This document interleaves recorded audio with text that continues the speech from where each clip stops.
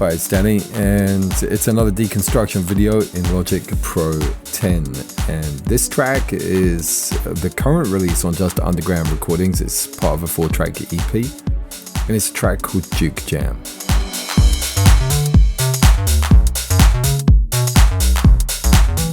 Now, there's an interesting story in terms of how this composition actually came together, and I'll tell you about that. Before I do the actual deconstruction, I'm going to focus on this piano. And this piano, I actually put together using the Logic Control app on the phone. And that sounds mad. I wish I could demonstrate this to you, but look, take a look at these notes. There's a very particular way that this is being played in. You can see these lower notes leading into the chord. And this was an app that is generally used for remote control. Some of you guys will be using it, and it's got the ability to input information. And there is a piano screen that allows you to create chords. So there were 4 chords here, and these were essentially ones that I programmed in. So the chords were then preset, and then when I played the notes, it was triggering those chords. But also, we've got those lower notes, and it was me sliding my finger up and down the touch screen, the interface there. And it sounds incredible. I will definitely use this approach again. I wish I could demonstrate that to you because it was a real standout moment, to be honest. So I replicated the chords that I had input using that app into the rest of the composition. And let's just take a look at this step by step. So the kit is the Drum Machine Designer, and so I'm just going to bring this up. This is a very standard 909 kit, okay? The programming I did in the step sequencer, which is a really nice addition in the more recent versions of Logic. It's really nice to be able to play around with that. Total contrast to the other track I did recently where I played stuff in. So just to show you that, you know, there are different methods of programming things. And so let me just come back here to the pad. So same chords as those that I input using the Logic Control app.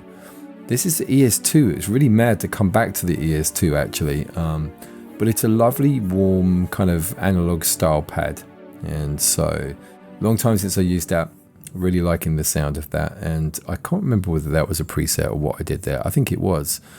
It's saying vintage something. Here we go, vintage synth strings, and in fact you can see it exposed here on the left hand side in the library. So preset patch, don't think I even tweaked that, to be honest. The piano that you were listening to is the Yamaha grand piano, and this is in the new sampler instrument, which is great, much better than the EXS24.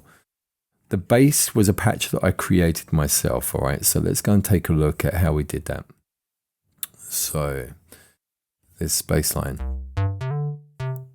This was put together in the retro synth using only one of the oscillators. So you got the mix all the way at the top here because there are 2 possibilities.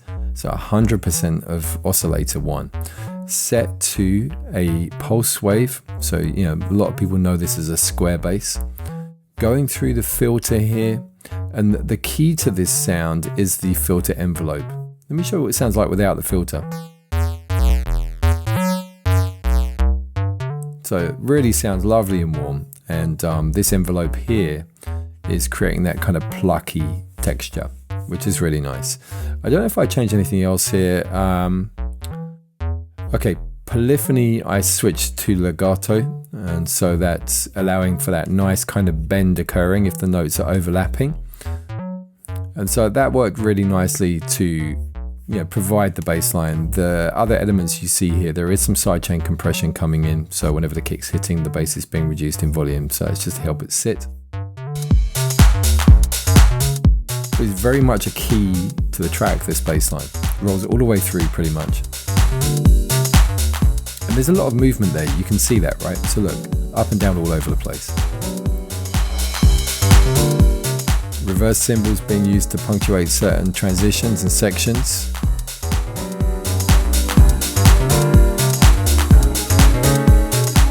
It's really jazzy, it's nice and deep. Really simple. There is an Apple loop that I used here. Look at this, sub kick and open hat. Just underpinning the 909 beats that I programmed, and also taking off some of the lower sub here, using the enveloper to bring out some character.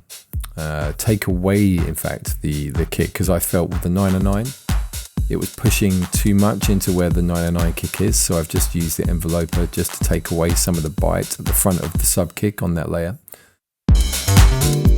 Tambourine and hat, another Apple loop. Kind of cheating, but I put this thing together with speed. Shaker, another Apple loop. And you know, that's one of the things that I've really enjoyed actually about coming back to Logic is the Apple loops. I know it sounds a bit mad, but plenty of people are using things like Splice and Loop Masters, Loop Cloud and so on to get their audio, and you know, they're great resources. But the Apple team have put together a fantastic library of sounds for Logic, and they're all in here if you install a complete library, and some really great kind of usable things. So the shakers, tambourines, congas, all that kind of stuff, really, really useful. Okay, so a pad, a new one coming in. Oh, by the way, this is a new section in the middle here. So it's the piano riff, but kind of looped. You can see that here. So it's not playing the full riff, it's just looping it. So it's repetitious. Same with the bass line. So taking pretty much the first half of the bass line and chords. In fact, it's not the first half, it's actually a quarter. You can see that, right? So yeah, there's the complete riff. This is a quarter of that duration. So it's just to create some variation without having to do too much work. 70s space pad is an Alchemy preset. You can see that here.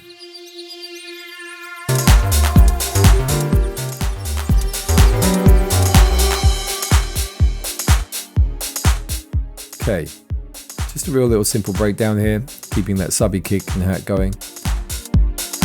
Pad again. And what's different now is a vocal effect.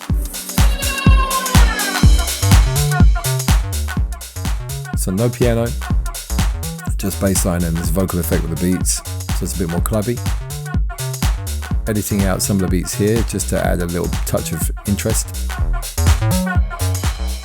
And by the way, the filter is being applied on the piano, so this is, you can see here the automation, so this is the auto filter.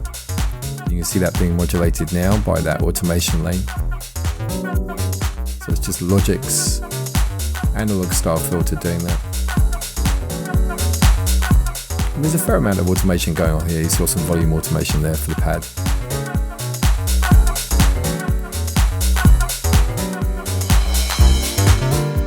Back again for the piano. And by the way, you can see that the piano is embellished. There's extra notes on this section here.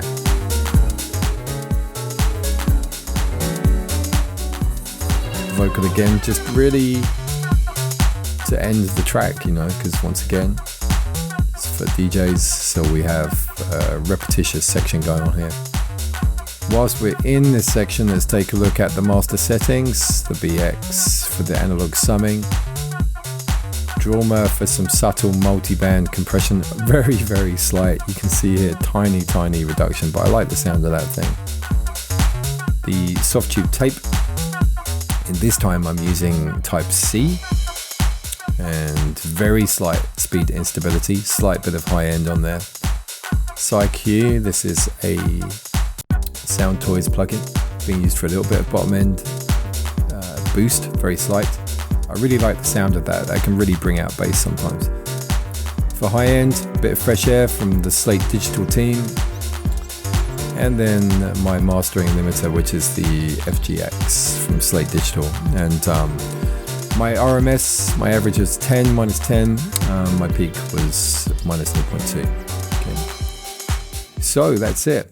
Quite a short video, but as you can see, not a lot of elements here, not a lot to go over. But you know, the end result has been charted by several people on Traxsource and seems to be popular. So thought I'd do a deconstruction video, and yeah, if you have any questions, as usual, I'll see if I can answer them. And just stay safe, look after yourselves.